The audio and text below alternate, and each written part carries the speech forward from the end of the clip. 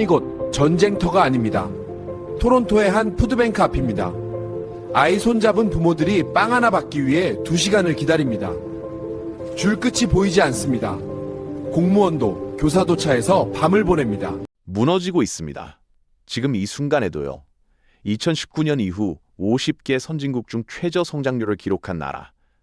GDP 성장률이 1.0%로 추락하고 캐나다 달러는 미국 달러 대비 13% 폭락했으며 파산 신청은 40% 급증했어요. 평균 주택 구입을 위한 최소 소득이 20만 달러. 거의 절반의 캐나다인들이 저축한 예금이 전혀 없다고 합니다. 이게 바로 캐나다, 우리가 선진국, 복지천국이라고 불렀던 그 나라의 현실이에요. 캐나다 이민 가면 안정적이지 않아? 캐나다에서 사업하면 좋을 텐데. 이렇게 생각하셨다면 지금 이 순간이 바로 당신의 투자와 미래 계획을 재검토해야 할 시점입니다. OECD는 캐나다를 2025년 세계 경제 침체의 최대 피해국 중 하나로 지목했어요. 2025년에 캐나다를 떠나는 사람의 수가 역대 최대치를 기록했고, 캐나다에서 태어난 사람들조차 더 나은 기회를 찾아 미국으로 떠나고 있습니다. 이건 단순히 캐나다만의 문제가 아니에요. 글로벌 경제 구조의 변화, 이민 정책의 실패, 제조업 붕괴, 주택 위기, 이 모든 문제들은 우리가 선진국 경제를 바라보는 시각 자체를 다시 생각하게 만들거든요. 당신이 해외 투자를 고려하고 있다면, 당신의 자녀가 유학을 준비하고 있다면, 혹은 이민을 꿈꾸고 있다면, 지금 캐나다에서 일어나는 일은 당신이 절대 놓쳐서는 안 될 경고 신호입니다. 평범한 캐나다 직장인들이 지금 어떤 상황에 처해 있는지 아세요? 2024년 평균 캐나다인들이 주택, 음식, 의류보다 세금에 더 많은 돈을 쓰고 있어요. 고소득자의 세율은 무려 53.5%입니다. 온타리오 인구는 6개월 만에 20만 명 증가했지만 주택 건설은 겨우 3만 6천 채에 불과했죠. 이건 숫자가 아니라 사람들의 삶이에요.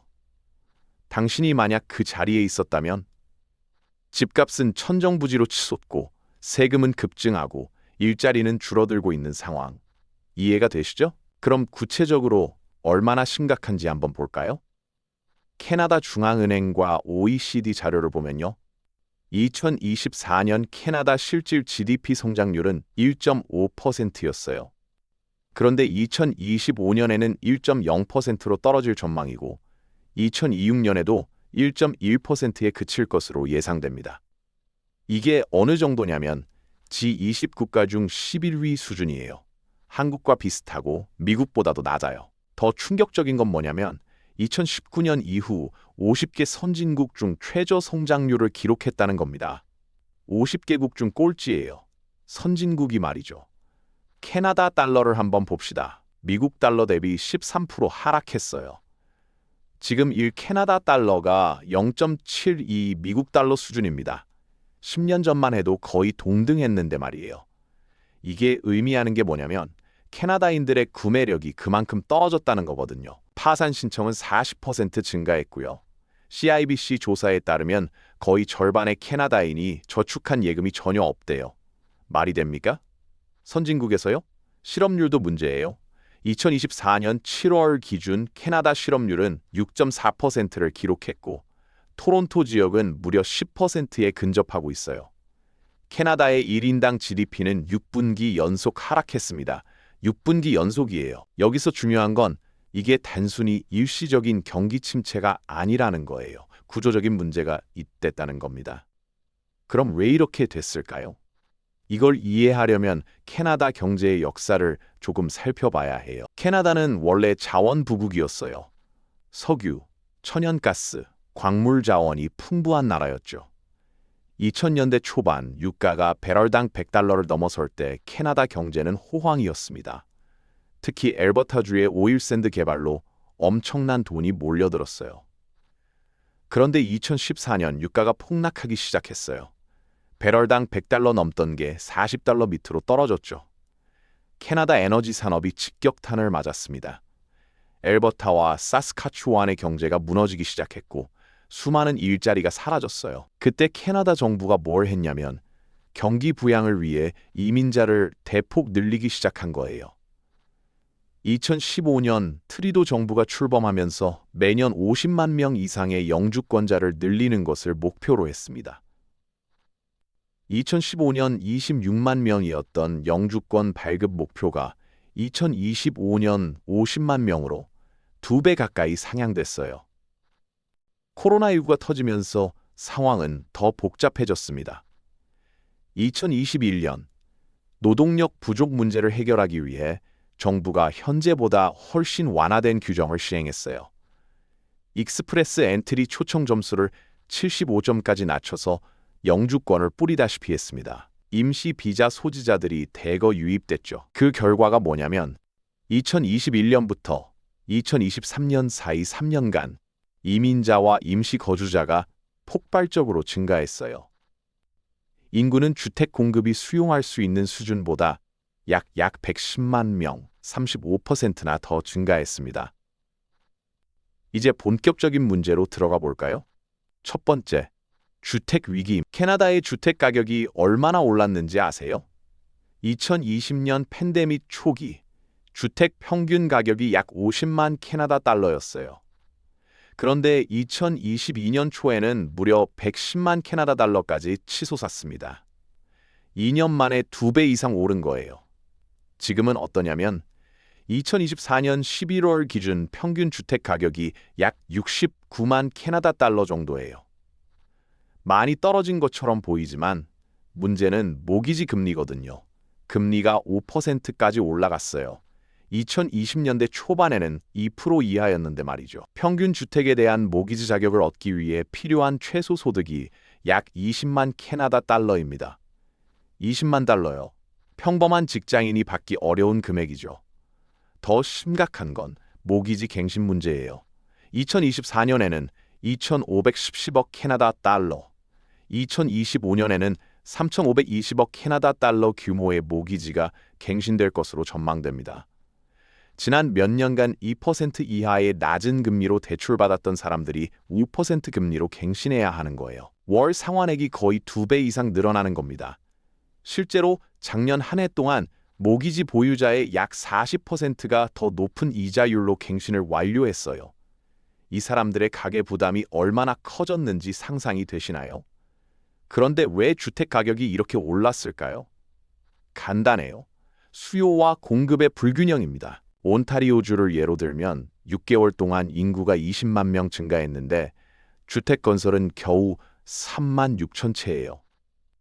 사람은 계속 들어오는데 집은 안 지어진 거죠. 2021년 이후 인구는 주택 공급이 수용할 수 있는 수준보다 110만 명이나 더 증가했습니다. 이민자와 유학생들이 쏟아져 들어오는데 주택 공급은 전혀 따라가지 못한 거예요. 토론토와 밴쿠버 같은 대도시는 상황이 더 심각합니다. 밴쿠버의 평균 주택 가격은 100만 캐나다 달러를 넘어요. 두 번째 큰 문제는 이민 정책입니다. 캐나다는 전통적으로 이민의 우호적인 나라였어요. 인구 4명 중 1명이 이민자일 정도죠.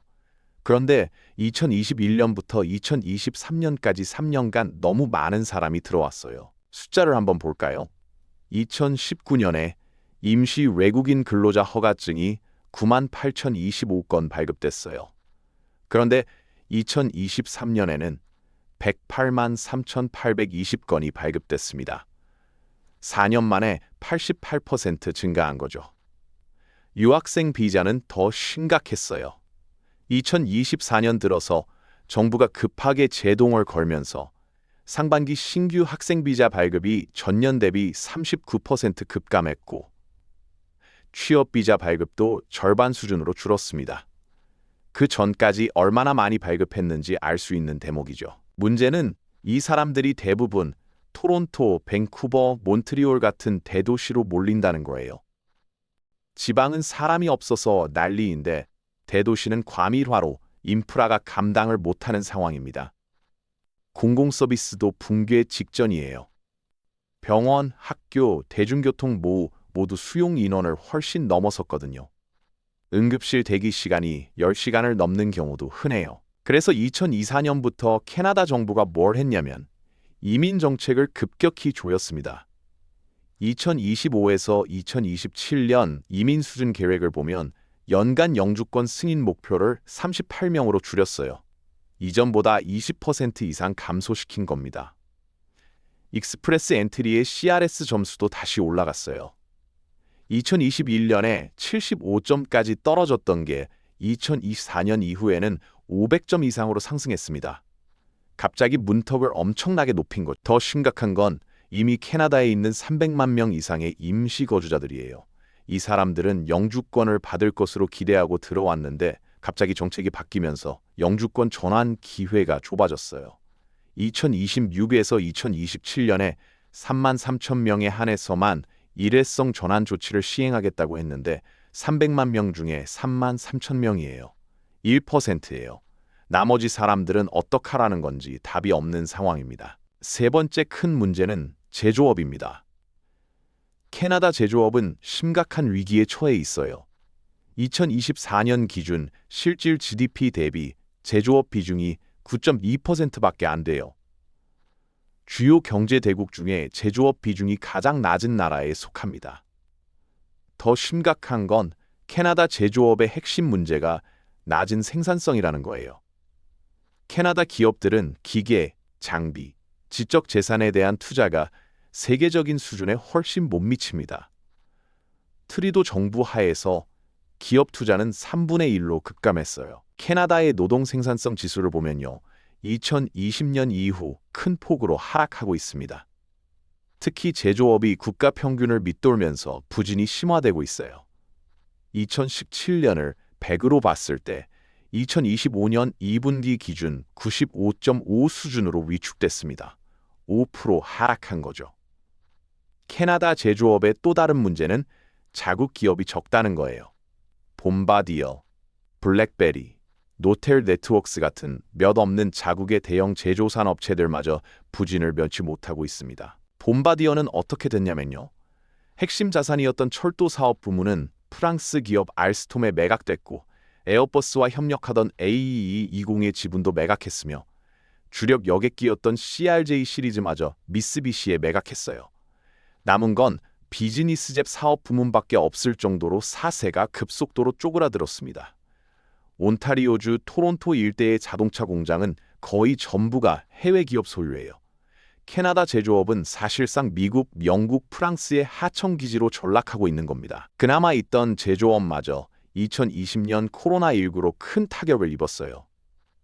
2020년 캐나다 자동차 생산량은 전년 대비 28% 감소한 137만 6,623대를 기록했습니다. 제조업, 운송업, 요식업, 관광업 등의 GDP가 8에서 42% 감소했어요. 네 번째 문제는 미국과의 무역 갈등입니다. 캐나다 경제는 미국에 엄청나게 의존하고 있어요. 캐나다 수출의 75%, 외국인 투자의 70%가 미국에서 나옵니다. 미국이 재채기를 하면 캐나다가 감기에 걸리는 구조죠. 2025년 트럼프 행정부가 들어서면서 관세 폭탄이 터졌어요. 미국은 캐나다산 철강, 알루미늄, 자동차 등 주요 품목에 25에서 50% 관세를 부과했습니다. 캐나다도 차량과 일소비재에 맞불 관세를 적용했고요. 양국의 관세 전쟁으로 고용과 경제 성장에 빨간불이 켜졌어요. 소비 심리는 얼어붙었고 반미 정서가 전국적으로 확산되면서 미국산 제품 불매와 미국 여행 수요가 급감했습니다. 10월에는 트럼프가 캐나다산 구리, 목재, 가옥재, 가구 등 핵심 수출품에 추가 관세를 선언하면서 경제 불확실성을 크게 키웠어요. 딜로이트 분석에 따르면 캐나다 대미 수출의 약 95%가 CUSMA 기준을 충족하면서 낮거나 제로 수준의 관세 혜택을 받고 있는데 이 면제가 유지되는 것이 전제 조건이라고 합니다. 만약 이 면제가 사라지면 어떻게 될까요? 캐나다 경제는 즉시 경기 침체로 들어갈 수밖에 없어요. 다섯 번째 문제는 인재 유출입니다. 이게 정말 심각한데요. 2025년 캐나다를 떠나는 사람의 수가 역대 최대치를 기록했어요. 이른바 캐나다 탈출, 캐나다 엑소더스 현상이 나타나고 있습니다.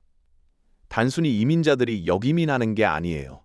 캐나다에서 태어나고 자란 캐나다인들조차 더 나은 경제적 기회를 찾아 미국 등 다른 나라로 떠나고 있습니다. 특히 고학력자와 전문직 종사자들의 유출이 심각. 왜 떠날까요? 이유는 간단합니다.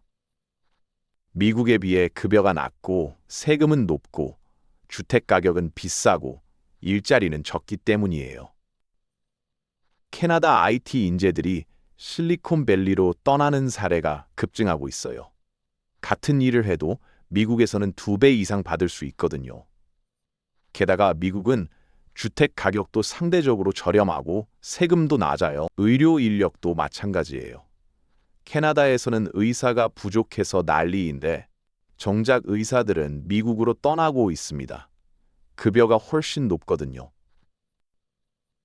이민자들도 캐나다에 정착하지 못하고 떠나는 경우가 많아요. 캐나디언 익스피리언스를 노골적으로 선호하는 폐쇄적인 캐나다 취업 시장 때문입니다. 경력자와 고학력자가 막상 캐나다에 이민해도 만족스러운 일자리를 구하지 못하고 역이민하거나 타국으로 재이민하는 경우가 적지 않아요. 이게 의미하는 게 뭐냐면 캐나다가 투자한 교육과 훈련의 결과물이 다른 나라로 가버린다는 거예요. 두뇌 유출이 계속되면 캐나다의 장기 성장 잠재력은 더욱 떨어질 수밖에 없습니다. 그럼 캐나다 정부는 뭘 하고 있냐고요? 2024년 들어서 정부가 급하게 대응하기 시작했어요. 이민자 수를 줄이고 유학생 비자를 제한하고 취업 비자 기준을 강화했습니다. 저임금 LMIA의 경우 고용주당 외국인 노동자 고용 비율 상한선을 20%에서 10%로 축소했어요. 금리는 어떻게 됐냐면요. 2024년 캐나다 중앙은행은 5차례에 걸쳐 1.75%의 금리 인하를 단행했습니다. 기준금리가 5%에서 4.5%로 내려왔어요. 이 금리 인하가 없었다면 경제가 더 큰 어려움을 겪었을 거예요.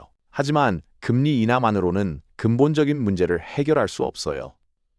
구조적인 문제들, 즉 주택 공급 부족, 제조업 경쟁력 약화, 생산성 저하 같은 문제들은 여전히 남아 있거든요.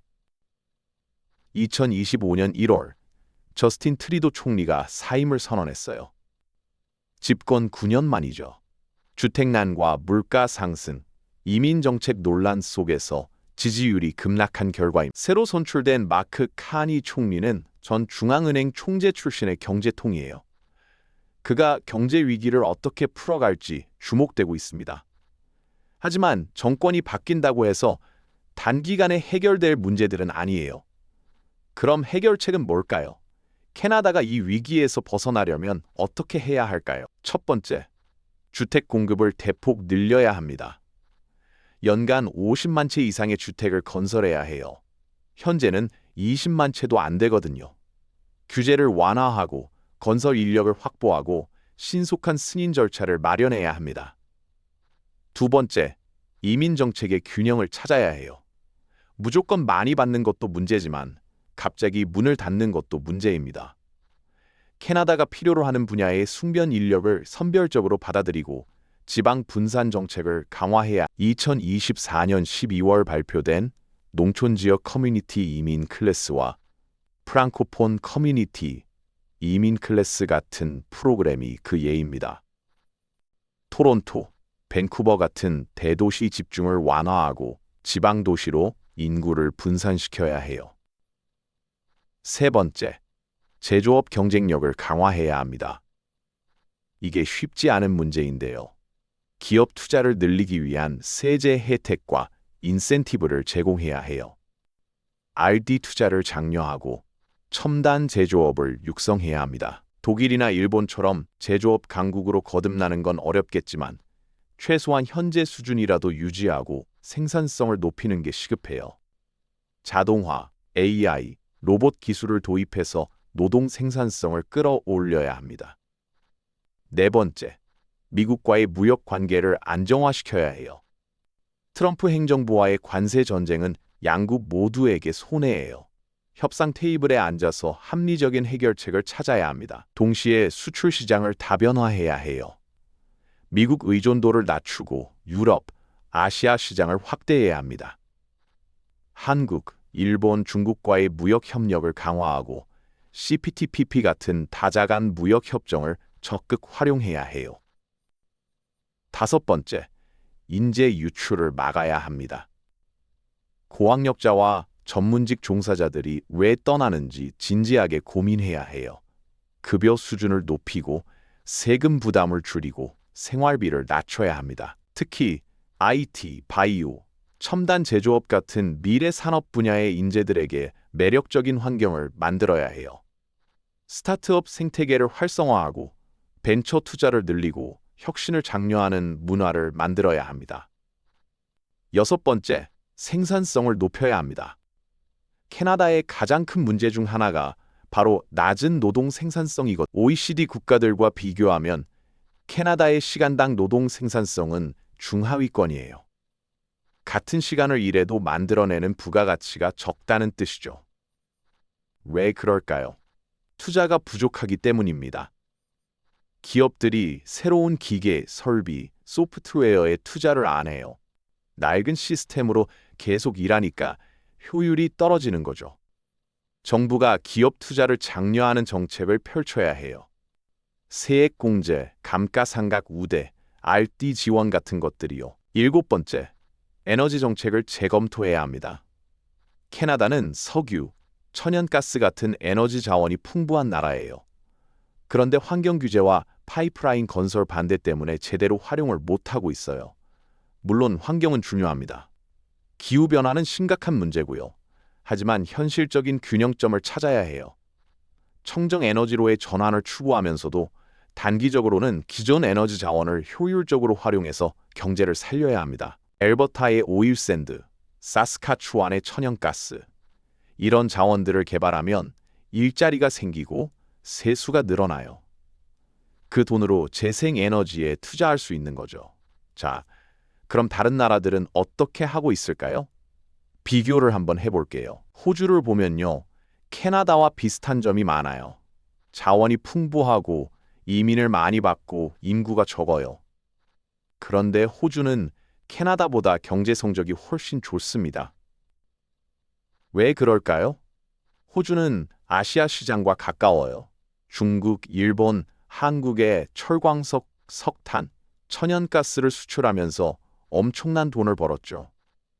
지리적 이점을 적극 활용한 겁니다. 반면 캐나다는 미국에만 의존해요. 75%의 수출이 미국으로 가는데 미국 경제가 안 좋으면 캐나다도 같이 무너지는 구조예요.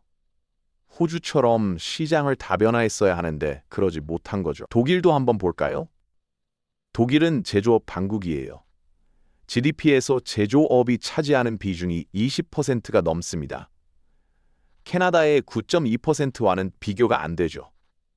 독일은 어떻게 제조업을 유지할까요? 직업 교육 시스템이 뛰어나요. 마이스터 제도라고 들어보셨나요? 숙련 기술자를 체계적으로 양성하는 시스템입니다. 대학을 안 가도 기술자로서 좋은 대우를 받고 살 수 있어요. 캐나다는 어떠냐면 모두가 대학에 가려고 해요. 기술직, 생산직은 천대받는 분위기죠. 그러니까 숙련 노동자가 부족한 겁니다. 사회 전반의 인식을 바꿔야 해요. 싱가포르는 어떨까요? 작은 나라지만 1인당 GDP가 세계 최상위권이에요. 비결이 뭐냐면 효율적인 정부와 비즈니스 친화적인 환경입니다. 싱가포르는 규제가 적고 세금이 낮고 행정 처리가 빨라요. 기업하기 좋은 환경을 만들어 놓은 거죠. 전 세계의 기업과 인재들이 싱가포르로 몰려드는 이유예요. 캐나다는 반대예요. 규제가 많고 세금이 높고 행정 처리가 느려요. 53.5%의 최고 세율이 말이 됩니까? 고소득자들이 미국으로 떠나는 게 당연하죠. 한국도 배울 점이 있어요. 한국은 자원이 없는 나라예요. 캐나다처럼 석유 가스가 안 나오죠. 그런데 어떻게 했냐면 제조업과 기술로 승부했어요. 삼성, 현대, LG 같은 글로벌 기업들을 키워냈고 반도체, 자동차, 조선, 전자제품으로 세계 시장을 장악했습니다. 교육에 엄청난 투자를 했고 R&D에 돈을 쏟아부었어요. 캐나다는 자원은 많은데 그걸 제대로 활용을 못해요. 부가가치를 창출하는 산업을 키우지 못한 거죠. 원자재만 팔다가 가격이 떨어지니까 경제가 흔들리는 겁니다. 그럼 캐나다의 미래는 어떻게 될까요? 두 가지 시나리오가 있어요. 낙관적인 시나리오부터 볼게요. 새로운 카니 정부가 강력한 개혁을 추진한다고 가정해 봅시다. 주택 공급을 대폭 늘리고 이민 정책을 합리적으로 조정하고 제조업 투자를 장려하고 미국과의 무역 관계를 안정화시키고 인재 유출을 막는 정책들을 실행하는 거예요. 그렇게 되면 어떻게 될까요? 2026년부터 경제가 반등하기 시작할 수 있어요. 주택 가격이 안정되고 모기지 부담이 줄어들고 소비자 신뢰가 회복되면서 내수가 살아날 수 있습니다. 제조업 투자가 늘어나고 생산성이 향상되면 GDP 성장률이 2~3%대 올라갈 수 있어요. 인재들이 다시 캐나다로 돌아오고 혁신적인 스타트업들이 생겨나면서 새로운 성장 동력이 만들어질 수 있습니다. 청정 에너지 분야에서 글로벌 리더가 될 수도 있어요. 수력, 풍력, 태양광 같은 재생에너지 자원이 풍부하거든요. 여기에 투자해서 미래 산업을 키우면 장기적으로 큰 기회가 될 수 있습니다. 이민 정책도 잘 운영하면 강점이 될 수 있어요. 전 세계에서 우수한 인재들을 선별적으로 받아들여서 다양성과 혁신의 원천으로 만들 수 있습니다.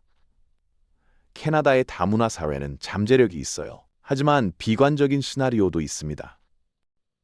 만약 개혁이 실패한다면 정치적 대립으로 정책이 표류하고 구조적 문제들이 해결되지 않는다면 주택 위기가 계속되면서 가계부채가 폭발할 수 있어요.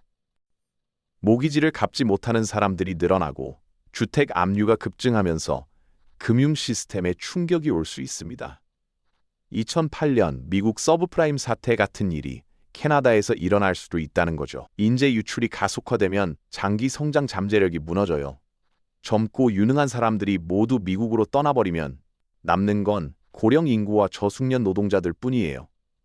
그렇게 되면 캐나다는 선진국에서 중진국으로 추락할 수도 있습니다. 제조업이 더 쪼그라들면서 경제 기반이 약해질 수 있어요. 자원 수출에만 의존하는 경제 구조가 되면 국제 원자재 가격에 따라 경제가 휘둘리는 불안정한 나라가 되는 거죠. 미국과의 관계가 더 나빠지면 최악이에요. 트럼프 행정부가 캐나다에 대한 압박을 강화하고 CUSMA 면제를 철회하면 캐나다 경제는 즉시 침체에 빠질 겁니다. 수출이 막히고 기업들이 떠나가고 실업률이 치솟을 거예요. 그렇게 되면 사회적 불안도 커질 수 있어요. 실업과 빈곤이 증가하고 이민자와 원주민 사이의 갈등이 심화되고 지역 간 격차가 벌어지면서 사회 통합이 흔들릴 수 있습니다. 어느 쪽이 될까요? 솔직히 말하면 현재로서는 비관적인 시나리오에 가까워 보여요. 왜냐하면 구조적 문제들이 너무 깊고 해결하기가 쉽지 않거든요. 주택 공급을 늘리는 건 시간이 걸려요. 당장 내년에 50만 채를 지을 수는 없어요. 허가, 자금, 인력, 자재 모든 게 필요하죠. 최소 3에서 5년은 걸릴 겁니다. 제조업을 다시 일으키는 것도 하루아침에 안 돼요. 공장을 짓고 장비를 들여오고 인력을 훈련시키고 시장을 개척하고 이 모든 게 10년 이상의 장기 프로젝트예요. 인재 유출을 막는 것도 쉽지 않아요. 급여를 2배로 올릴 수도 없고 세금을 확 낮출 수도 없고 주택 가격을 당장 절반으로 떨어뜨릴 수도 없어요. 구조적으로 미국보다 불리한 조건들이 있는 거죠. 그렇다고 희망이 전혀 없는 건 아니에요. 캐나다는 여전히 선진국이고 교육 수준이 높고 사회 안전망이 잘 갖춰져 있고 정치적으로 안정된 나라예요. 자원도 풍부하고 땅도 넓고 환경도 좋아요. 문제는 이 장점들을 제대로 활용하지 못하고 있다는 거죠. 잠재력은 있는데 실행이 안 되는 거예요. 캐나다 국민들이 각성해야 해요. 우리는 선진국이니까 괜찮을 거야 라는 안일한 생각을 버려야 합니다. 선진국도 추락할 수 있어요. 아르헨티나가 그랬어요. 20세기 초에는 세계 10위권 경제 대국이었는데 지금은 어떻습니까? 정치인들도 책임감을 가져야 해요. 단기적인 인기에 연연하지 말고 장기적인 국가 이익을 위한 어려운 결정을 내려야 합니다. 선심성 정책으로 표를 얻는 게 아니라 진짜 문제를 해결하는 정책을 펼쳐야 해요. 기업들도 변해야 해요. 단기 이익만 쫓지 말고 장기 투자를 해야 합니다. R&D에 돈을 쓰고 인재를 육성하고 생산성을 높여야 해요. 정부 보조금에 의존하지 말고 스스로 경쟁력을 키워야 합니다. 국민 개개인도 준비해야 해요. 경제가 나빠지고 있다는 걸 인식하고 개인 재무를 단단히 해야 합니다. 빚을 줄이고 저축을 늘리고 새로운 기술을 배우고 변화에 적응할 준비를 해야 해요. 젊은 세대는 특히 현실적인 선택을 해야 해요. 캐나다에서 기회가 없다면 다른 곳으로 갈 수도 있어요.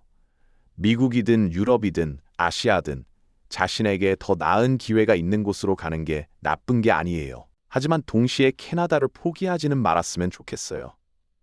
이 나라에는 여전히 가능성이 있거든요. 함께 노력하면 다시 일어설 수 있어요. 역사를 보면 많은 나라들이 위기를 극복했어요. 1990년대 핀란드는 소련 붕괴로 경제가 무너졌지만 노키아를 중심으로 IT 강국으로 변신했어요. 2000년대 아일랜드는 금융위기로 파산 직전까지 갔지만 구조조정을 통해 다시 일어났어요. 캐나다도 할 수 있어요. 자원이 있고 인재가 있고 기술이 있어요. 필요한 건 강력한 리더십과 국민적 합의, 그리고 실행력입니다. 지금 캐나다는 선택의 기로에 서 있어요. 이대로 가면 쇠퇴의 길로 갈 거예요. 하지만 지금 바꾸면, 지금 개혁을 시작하면 다시 일어설 수 있어요. 10년 후, 20년 후 캐나다는 어떤 모습일까요? 그건 지금 우리가 어떤 선택을 하느냐에 달려 있어요. 캐나다의 위기는 단순히 캐나다만의 문제가 아니에요. 전 세계 선진국들이 비슷한 문제를 겪고 있어요. 저성장, 고령화, 부채 불평등, 이민, 이 모든 게 선진국 공통의 과제. 한국도 마찬가지예요. 저출산, 고령화, 청년 실업, 부동산 문제. 우리도 똑같은 고민을 하고 있잖아요. 캐나다가 어떻게 대처하는지 보면서 우리도 교훈을 얻을 수 있어요. 결국 중요한 건 문제를 직시하고 현실을 인정하고 용기 있게 개혁하는 거예요. 쉽지 않죠. 고통이 따르죠. 하지만 그게 유일한 길이에요. 캐나다가 이 위기를 극복할지 아니면 쇠퇴의 길로 갈지 앞으로 몇 년이 결정적일 거예요. 2025년, 2026년 이 시기가 정말 중요해요. 우리는 지켜볼 거예요. 캐나다가 어떤 선택을 하는지, 어떤 정책을 펼치는지, 그 결과가 어떻게 나오는지 말이죠. 그리고 거기서 배울 거예요. 선진국도 무너질 수 있다는 것, 경제는 영원히 성장하지 않는다는 것, 구조적 문제를 방치하면 위기가 온다는 것. 이런 교훈들을 캐나다가 우리에게 가르쳐주고 있어요. 당신이 캐나다 이민을 생각하고 있다면 신중하게 다시 한번 고민해 보세요. 지금이 과연 적기인지 말이에요. 당신이 캐나다에 투자하려 한다면 리스크를 충분히 고려하세요. 부동산이든 주식이든 사업이든 지금 캐나다 경제 상황이 녹록지 않다는 걸